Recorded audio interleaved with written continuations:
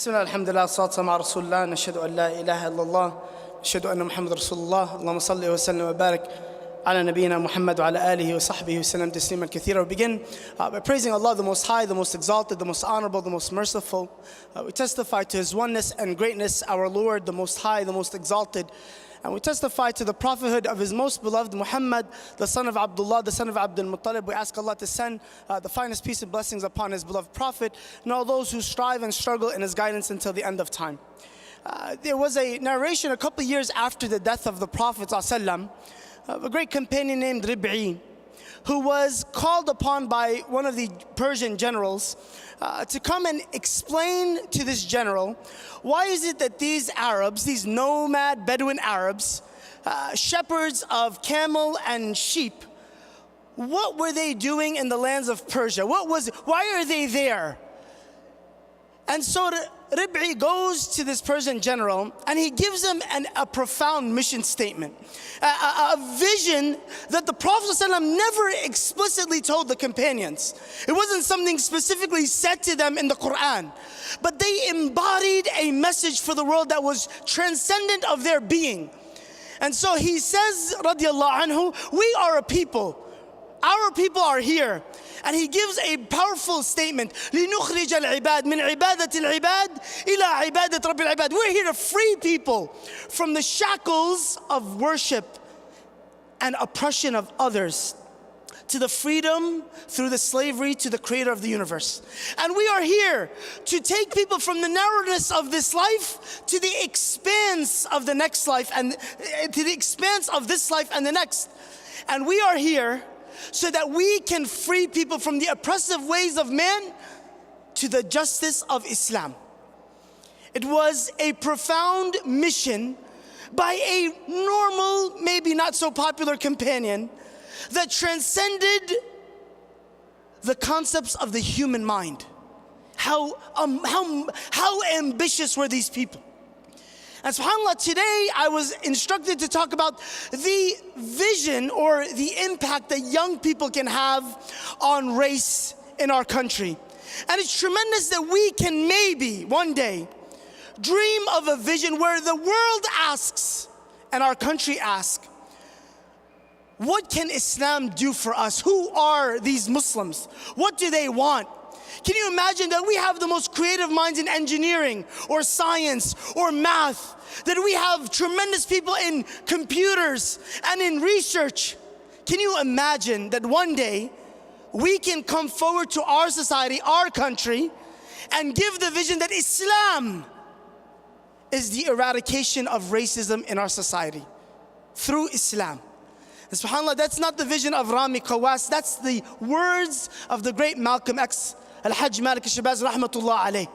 When he said, Islam, if the people of America were to look at what Islam can build, it would transcend and change the society and the disease of racism in our country. Interestingly enough, when we speak about youth, when we speak about a generation growing in our country, we assume that young people, young Muslims, will bring this diversity to our society. They will bring this diversity, this understanding, this empathy to our own communities. And the reality is that youth are not the saviors if they are not intentional. If the younger generation growing up is not conscious of the way it thinks and the way it speaks and the way it acts, if it's not in a conscious, purposeful way, then all humans do is humans do what humans see. All people do what they see. If everything that I see is racist, if everybody that I hear says stereotypes and reinforces bigotry and racism, you know what? There is no hope in youth, because youth will do what youth have always seen at home, in community centers, or even in their own personal time online. So how do we change? How do we bring a re-understanding of how we can engage young people? How young people themselves can engage with themselves in transcending and giving this powerful solution to our country? And it's three main ways.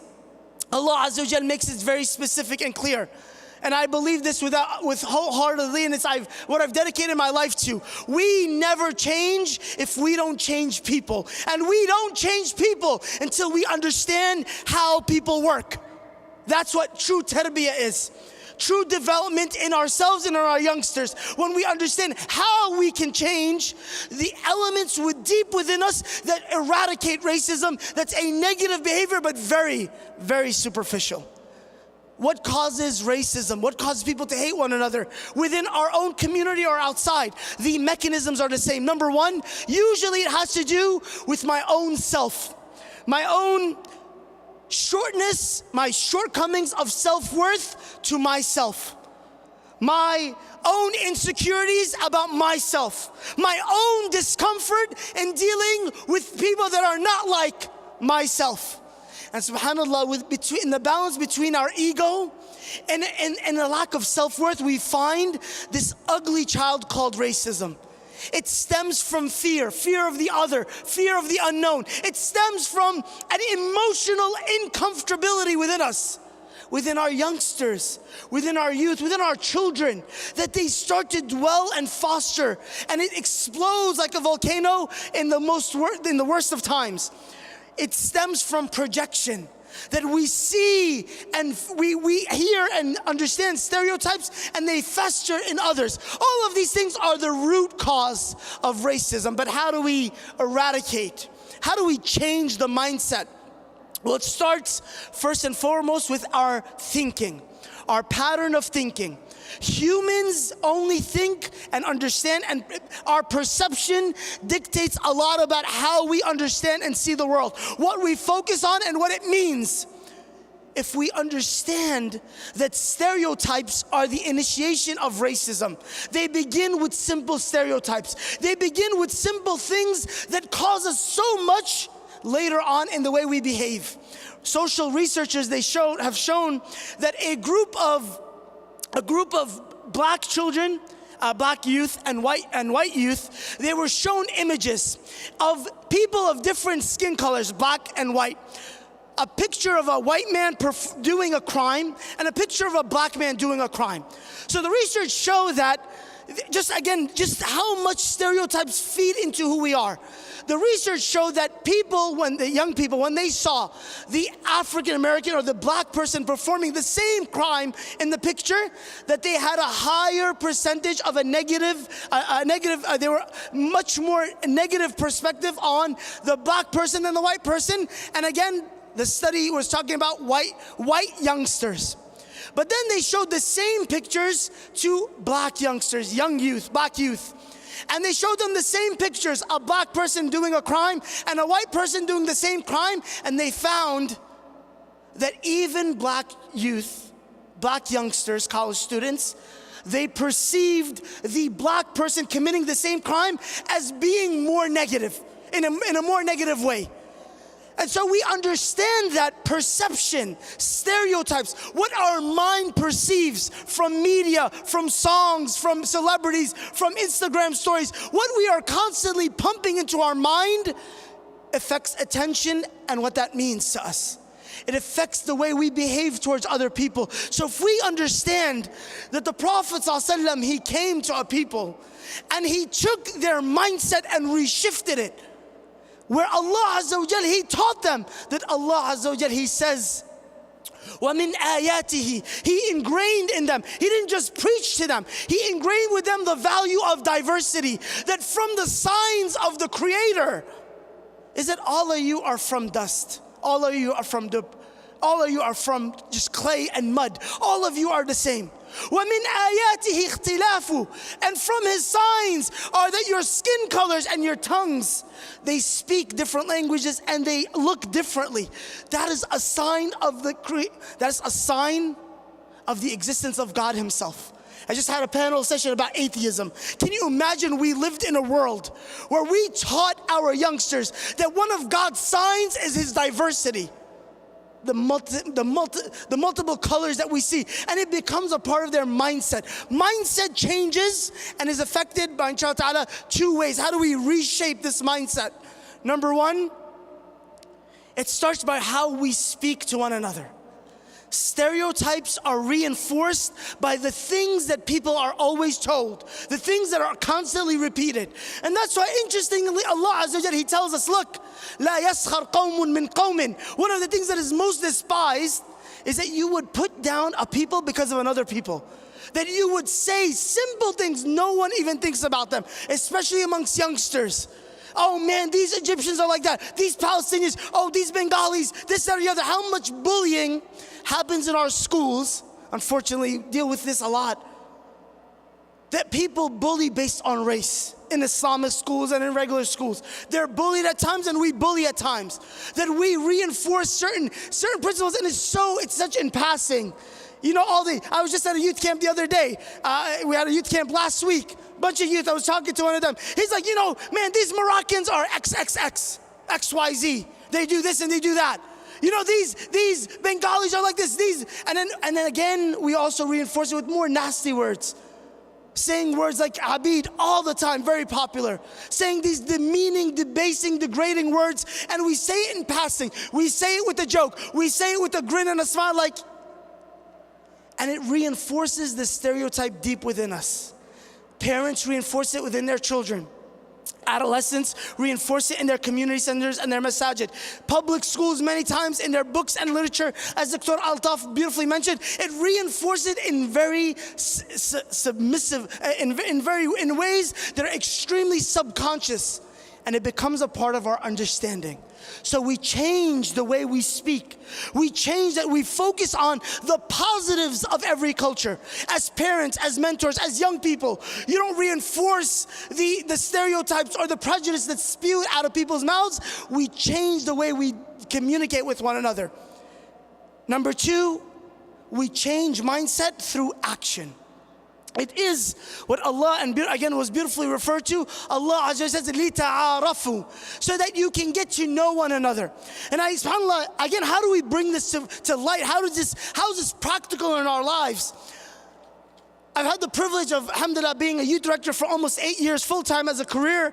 And then before that, for over 10 years, really working with youth. And my passion has been working with adolescents and college students and young adults, because when you how do you create that new vision of what Islam can bring our society? Well, it starts in our own homes. It starts within our own community centers. And something amazing that I've had the privilege of is leading young people.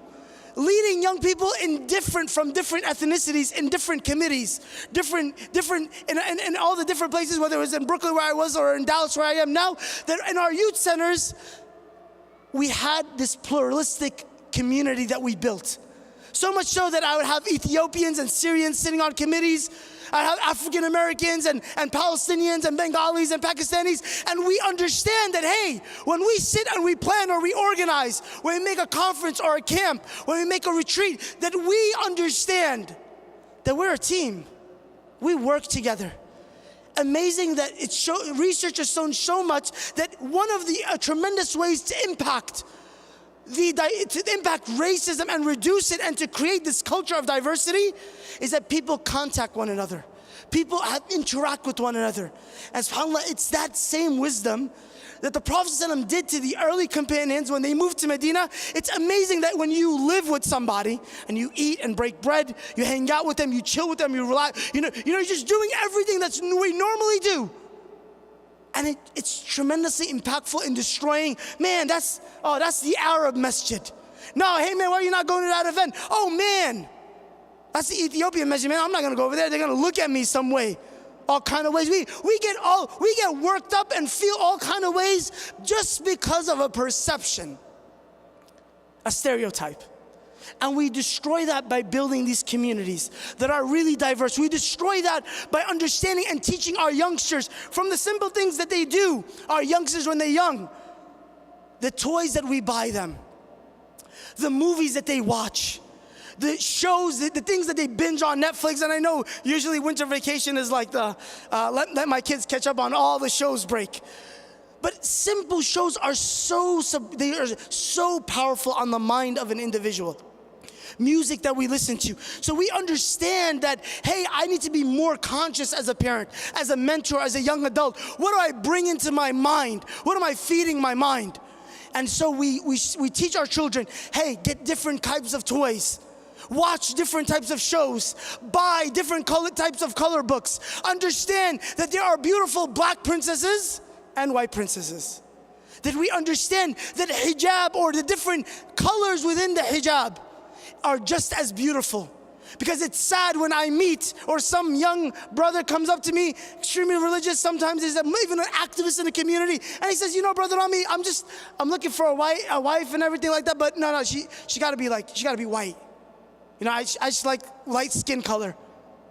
And after it's a dozen, 2 dozen, 5 dozen, like there's a reality that we're not ingraining in our youngsters, not getting them out of their bubble, not living within that bubble from the school to home and no interactions with other people. We reduce it tremendously within youngsters. What we do as well is that we should understand that friendships are really important. As they get older, to not force, but understand that they can make new friends. If they go to public school, for the most part, young people are engaged and they deal with everything. What happens when they get older though, if that's not reinforced, or if they're not praised for that they start to gravitate back to their own self. Oh, Egyptians are, all my friends are Egyptians, all my friends are this, all my friends are that. And we understand that was built because there was not enough reinforcement of the positive reinforcement of their interactions with other people of different ethnicities, whether it's in karate or in basketball or at school or after school. We should reinforce that diversity in that interaction. And last but not least, of course, within the leadership of our communities, is that we need to understand we've got to create and make this intentional. Because the natural, the unconscious process of what happens in our own communities is that naturally people like what they're comfortable with. People like how they look. People like how they talk. People like the way they eat. And so if we don't create this diversity, if we don't consciously create programs. SubhanAllah, I've had the privilege almost every year. We have a youth cultural program at the different centers I've been at, but most recently in the Dallas Center. So we have a cultural program where we had every culture on display. And so what we noticed was we had the Palestinians and the Egyptians and the Pakistanis. It was great, but we were missing African American culture. So the next year we did we called it Black Youth Cultural Night. And we didn't just bring African American youth, we brought youth from all different types, all different countries of Africa, their ethnicity, their food, different information, a fashion show for ladies in particular. And it was the way that you engage young people at a deeper level, to appreciate one another, to work with one another, to engage one another, to love one another. And when we embody this as a leadership, as parents, as youngsters, as mentors, as MSA presidents, as youth directors, when we embody that we will consciously work on empowering the diversity in our community, we will not just solve the issues of the Muslim community. I was asked to solve about interracial marriages. Interracial marriages, even though alhamdulillah, I'm a Palestinian married to a Yemeni, we're both from Brooklyn, and we just like the hood and we like hot dogs and pizza. We never look at each other in a particular way. We build that we get to that peak, that value of interracial marriages when we can build the diversity in our homes. The way we speak, the way we interact, what we do in our centers and our masajid, that truly brings the change that we need. We ask Allah Azza wa Jal to make us of those that are always bringing solution to our society. We ask Him Jalla fi'ala to make us of those that are always conscious in raising the next generation of leaders that will transform the ills of our society and bring the empowering message of Islam to our world. Wa akhir da'wan and alhamdulillahi rabbil alameen wa jazakum Allah khair.